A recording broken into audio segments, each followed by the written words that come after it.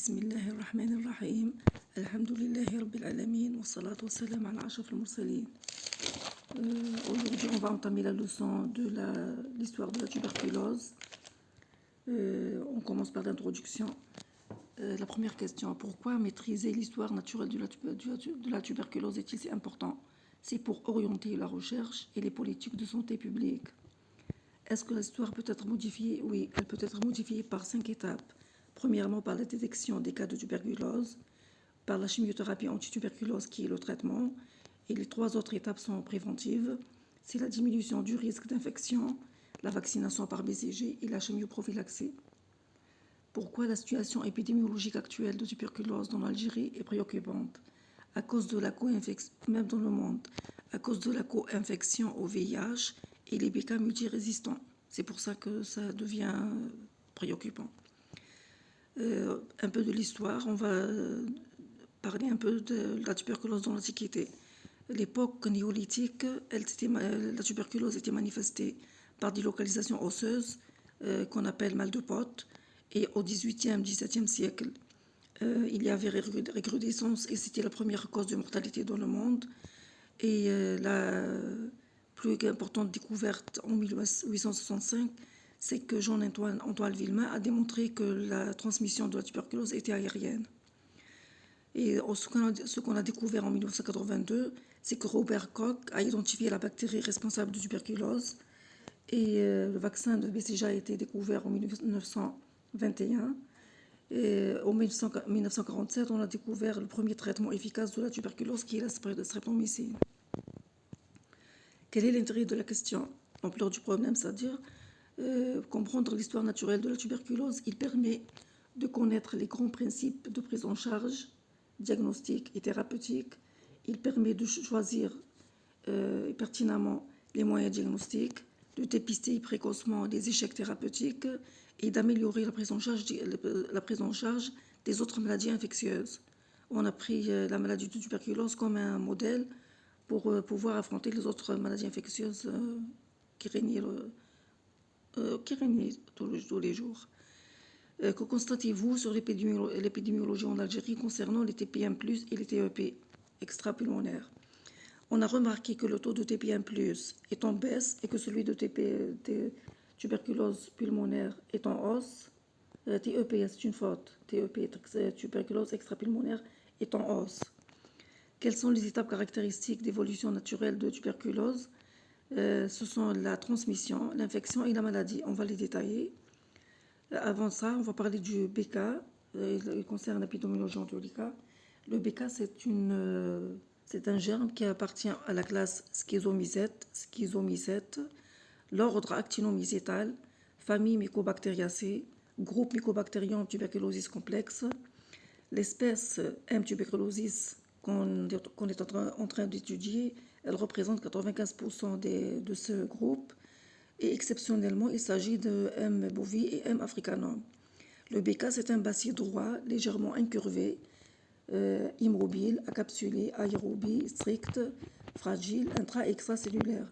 Pourquoi on doit connaître la morphologie du BK? Quand on le voit à l'examen direct, on doit l'identifier. L'examen direct, il demande la coloration de Zille-Nelson. Il demande une coloration particulière. C'est la coloration Zille-Nelson. Et les cultures molisolides, c'est sur Lowenstein-Jensen. Les étapes évolutives qu'on va détailler, qu'on a parlé tout à l'heure, naturelles de la tuberculose. Les étapes évolutives sont la transmission qui repose sur l'agent pathogène BK et sur la source de contamination et de contagiosité, c'est-à-dire la personne qui est TP1+, qu'on appelle cracheur de BK, et le sujet contact, sous le même toit, dans le même lieu de travail ou l'étude, par exemple les classes, et aussi il repose sur le mode de contamination, qui sont les gouttelettes. Donc les 3 piliers de transmission, c'est l'agent pathogène, la source de contamination, le sujet contact et le mode de contamination. Le résultat de la transmission, un patient TP1+, il peut contaminer 10 personnes en une année. Parmi les personnes contaminées, un seul sera malade et sera appelé TP1+. On va parler un peu des gouttelettes.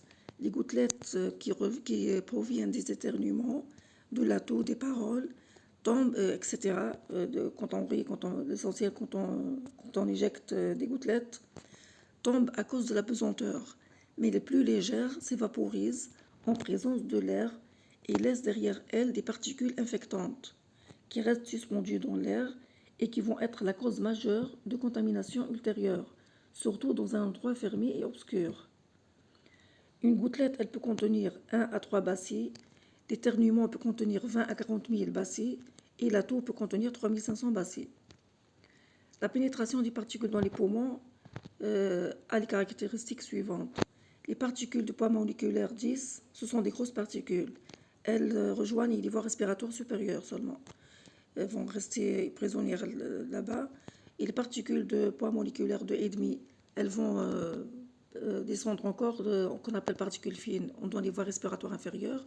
Et les particules de poids moléculaire 1, elles sont très fines, elles vont être introduites dans les alvéoles. Et les particules de poids moléculaire 0,1, ce sont des particules ultra fines qui peuvent passer dans le sang et le corps entier. Les étapes évolutives, la suite, on va parler de l'infection tuberculeuse.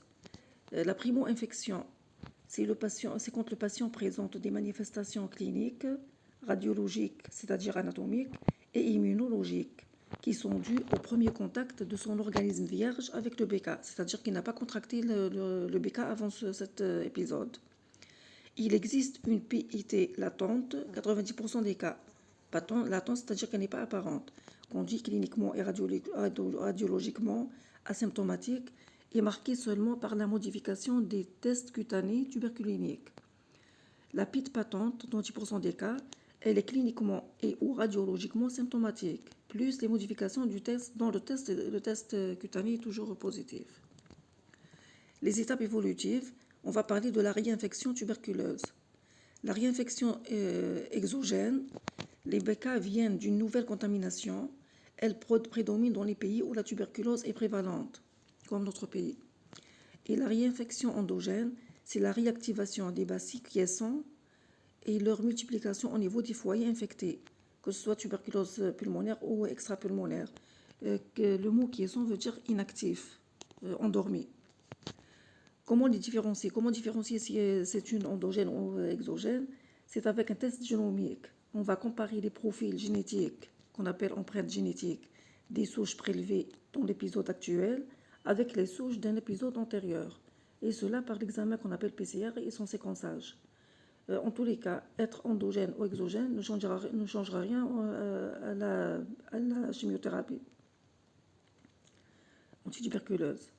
La tuberculose maladie, que ce soit pulmonaire ou extrapulmonaire, il y a un tableau radioclinique, des éléments bactériologiques et des éléments anatomopathologiques pour poser le diagnostic. Les remarques importantes qu'on doit mentionner là, c'est la différence entre le mot contamination et contagiosité. Le mot contaminé, c'est-à-dire atteint ou souillé, j'ai oublié 2 L, ou souillé par un agent infectieux, c'est un germe présent mais sans conséquence. C'est contaminé, on peut dire une eau contaminée, on va voir par la suite. Et la contagiosité, c'est la faculté du germe à se propager à d'autres personnes. Il existe contamination sans contagiosité, mais pas l'inverse. On a vu ça dans le module d'infectiologie. Il y a des pathologies contagieuses et il y a d'autres non, malgré que le germe peut-être est présent dans l'organisme. Il existe contamination sans contagiosité, mais pas l'inverse. On va donner un exemple. L'eau est contaminée de quelques germes, mais ce n'est pas pour autant qu'on dit qu'elle est contagieuse, parce que ce terme concerne la propagation du germe d'une personne à une autre, et pas d'une matière comme l'eau. Les conséquences de PIT. Il y a les conséquences anatomiques, qui sont la première infection, primo-infection tuberculeuse. Elle est caractérisée par des adénopathies médiastinales, une adénopathie peut-être, une seule je pense, médiastinale satellite, plus le chancre d'inoculation. Les conséquences immunologiques, c'est le phénomène de corps présenté par l'immunité tuberculeuse et l'allergie tuberculeuse. L'immunité tuberculeuse, c'est la réponse immunitaire protectrice pour contrôler ou éliminer l'infection par BK. Par contre, l'allergie tuberculeuse, c'est une hypersensibilité à la tuberculine qu'on appelle hypersensibilité type 4, retardée qu'on a vue en 2e année.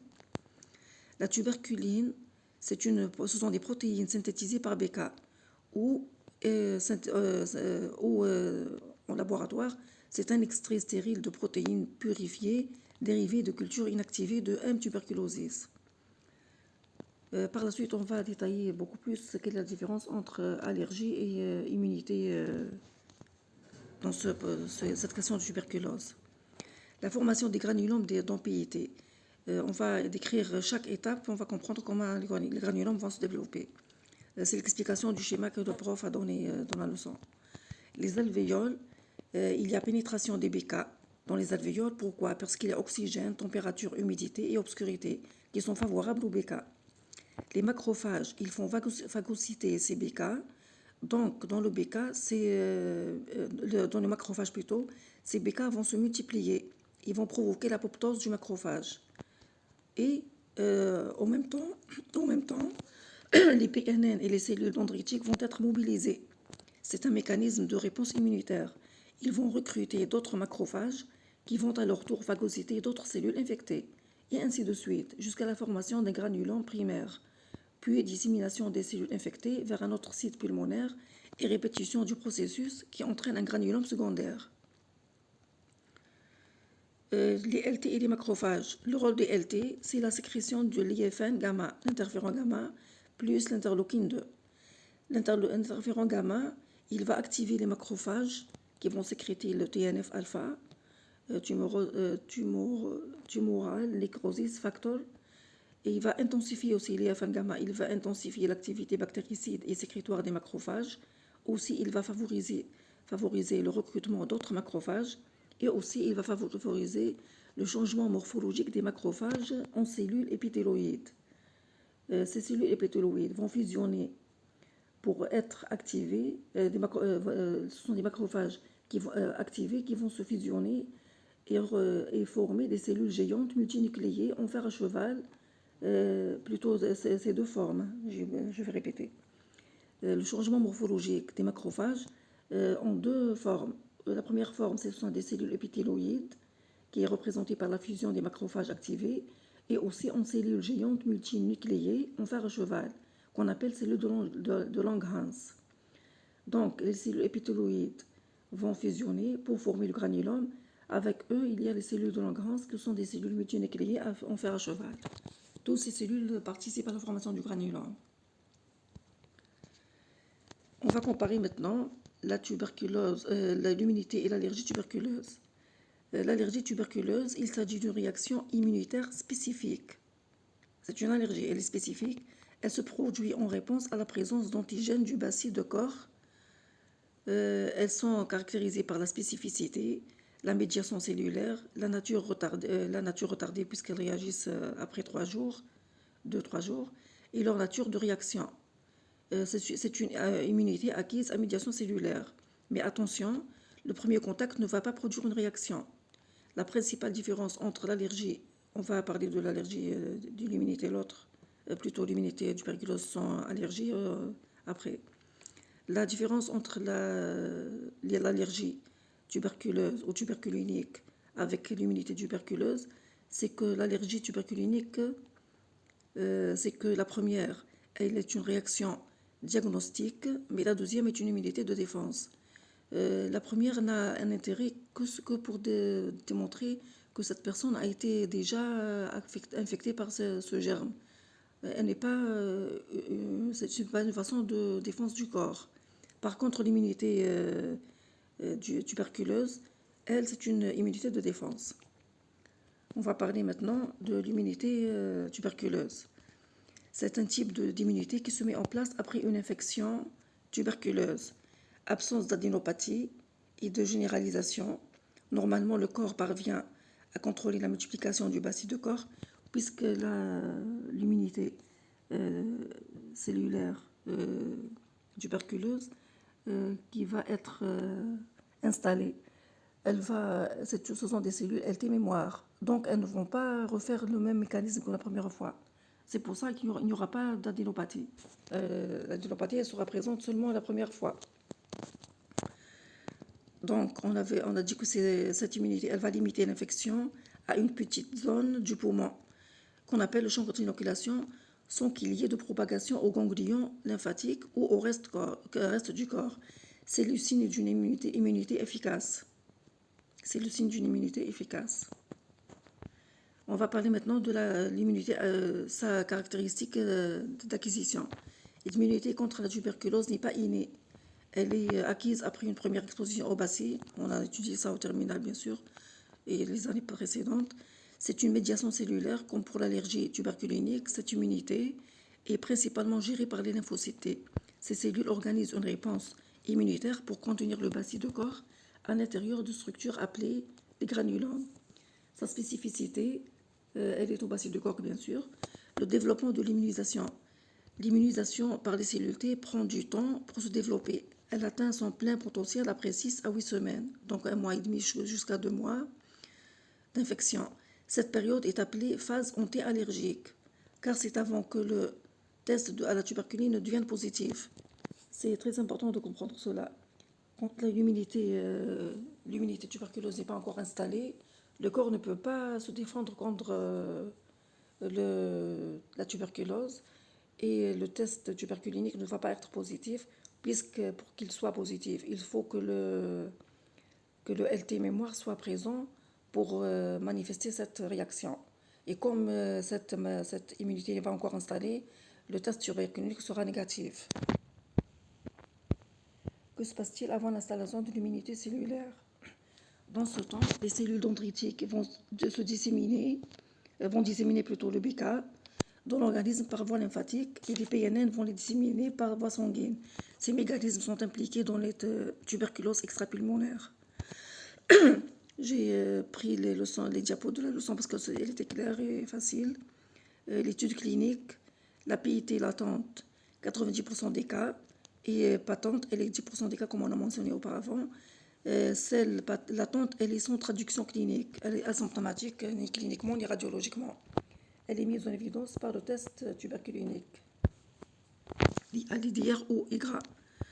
Par contre, la patente, on doit à l'interrogatoire rechercher les contaminateurs, si la vaccination par BCG, s'il y a réaction cutanée tuberculinique antérieure, et l'examen clinique va porter sur les signes cliniques d'allure banale, ou signes cliniques évocateurs, ou tableau de complications.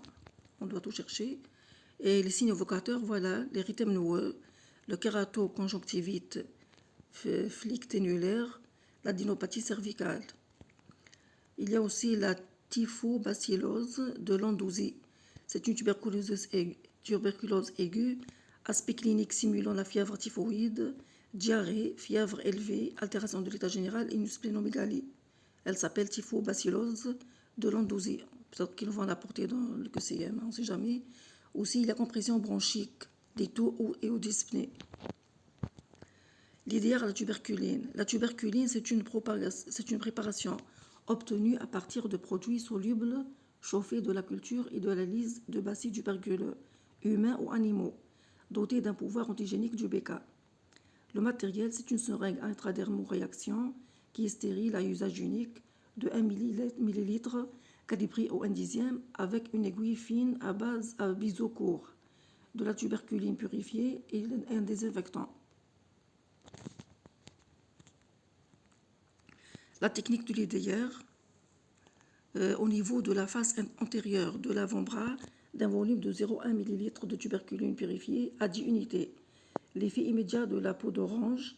Après 72 heures, on va mesurer la transversale de l'induration, non de l'érythème en millimètres. Je crois que je vais expliquer maintenant en réel pourquoi on mesure l'induration et pas la rougeur. La rougeur, elle manifeste l'inflammation immédiate. Ce n'est pas une réponse immunitaire spécifique, donc elle n'est pas concernée par l'IDR. L'IDR doit rester 3 jours au minimum. Et on va mesurer l'induration qui représente les cellules. Je crois que je vais reparler de ça après. Les cellules, les lymphocytes, les macrophages qui se sont rassemblés à l'endroit de la réaction. Ils vont être durs et donc c'est l'induration qui va être la manifestation du test d'IDR qu'il est positif ou non. Les réactions provoquées. Ici, l'antigène est injecté dans le tissu sous-cutané et il est apprêté, c'est-à-dire présenté par les cellules présentatrices de l'antigène local. Puis les cellules T immunes reconnaissent l'antigène et libèrent les cytokines qui agissent sur l'endothélium vasculaire. Le recrutement de cellules T, de phagocytes, de liquide et de protéines dans le site d'injection de l'antigène crée un gonflement visible. C'est ça l'explication de l'induration, pourquoi on mesure l'induration et pas la rougeur.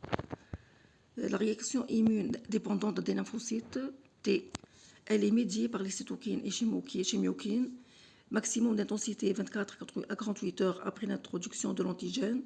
La réaction inflammatoire au niveau du dépôt de l'antigène, les principaux effecteurs, ce sont les macrophages. La réaction, elle est non transférable par sérum, mais par cellules sensibilisées. C'est pour ça qu'on appelle hypersensibilité retardée. La lecture des résultats. Le test est positif. Si quelqu'un qui n'a pas de BCG, la réaction doit être supérieure ou égale à 10 mm. S'il est vacciné, la réaction doit dépasser les 15 mm. Quels sont les faux négatifs? C'est comme on a mentionné tout à l'heure, c'est la phase anti-allergique. Quand quelqu'un qui est en période d'infection aiguë de tuberculose, on ne peut pas s'attendre à un test positif.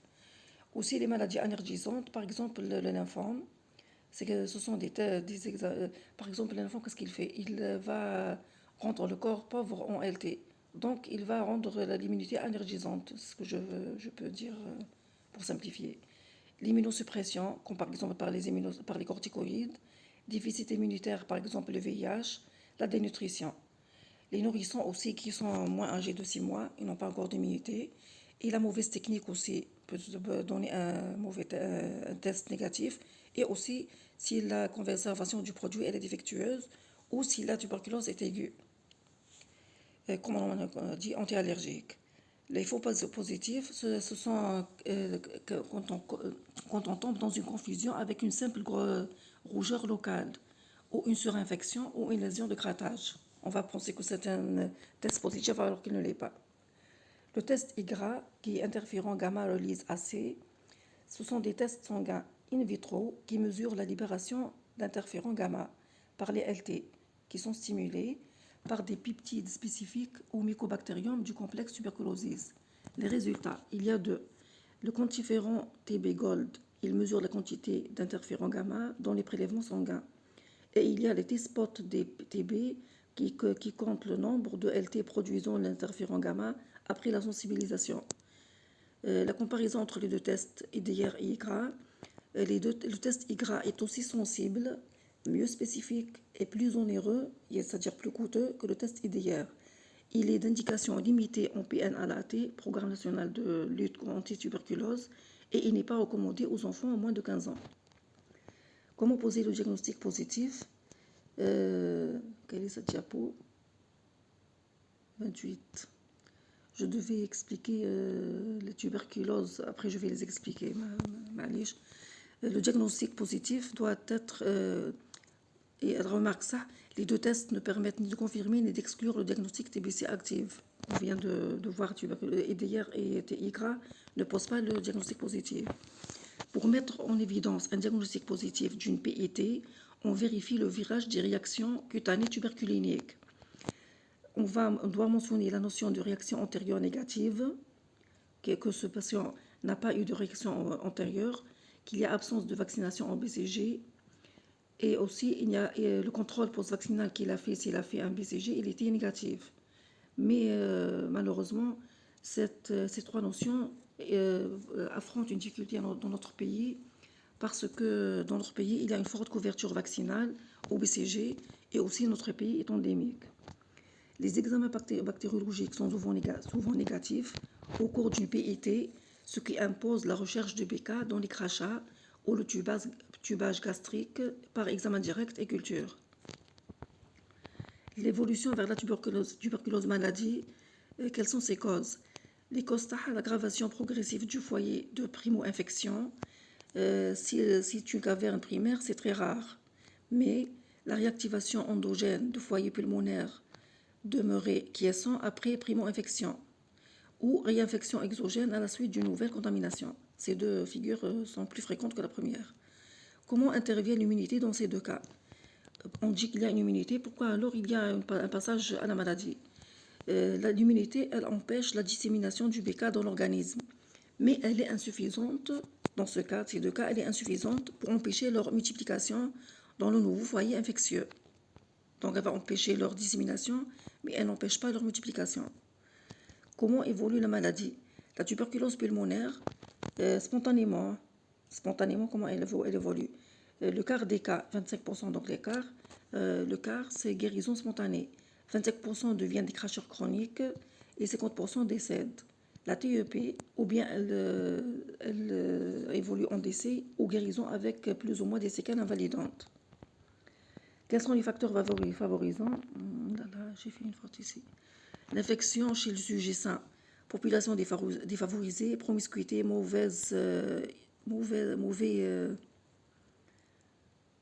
l'essentiel, c'est les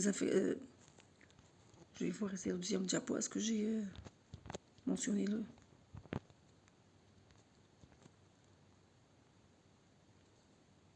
Non, c'est le dernier diapo. L'essentiel.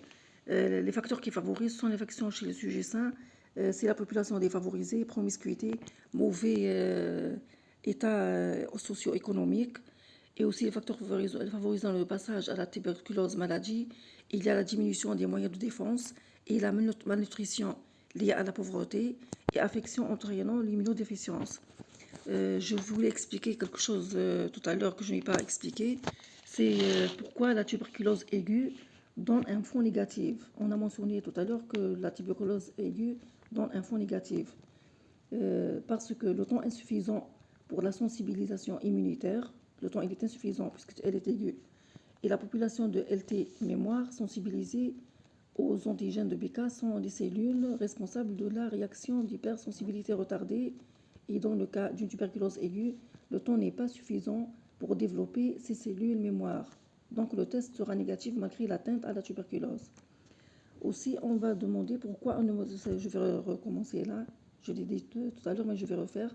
Pourquoi on ne mesure pas la rougeur dans le test précédent, l'induration et la manifestation physique de l'accumulation de cellules immunitaires, qui sont les lymphocytes et les macrophages, au site d'injection, ainsi que de la libération de cytokines qui entraînent une inflammation locale et un œdème. Donc cette induration est un indicateur direct de l'activation et de la migration des cellules immunitaires spécifiques. Par contre, la rougeur, l'érythème, est un signe d'inflammation non spécifique qui peut être causé par un traumatisme de l'injection elle-même, par l'irritation locale du liquide injecté ou par réaction vasculaire immédiate. Si je fais quelque chose de mentionner peut-être,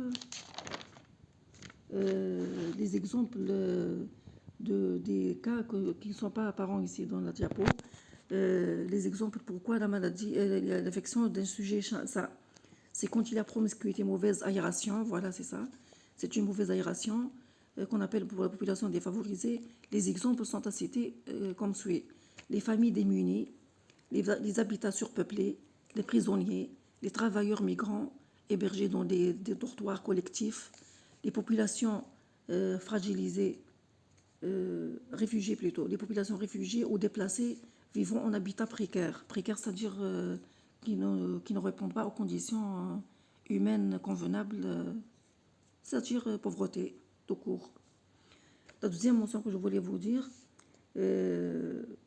l'infection entraînant une immunodéficience comme une infection par tuberculose, VIH, diabète, traitement au long cours aux corticoïdes ou aux immunosuppresseurs. J'espère que j'ai facilité la leçon. La dernière diapo, elle est facile, je l'ai expliqué oralement. Je m'excuse pour la faute. Et à la prochaine, Inch'Allah.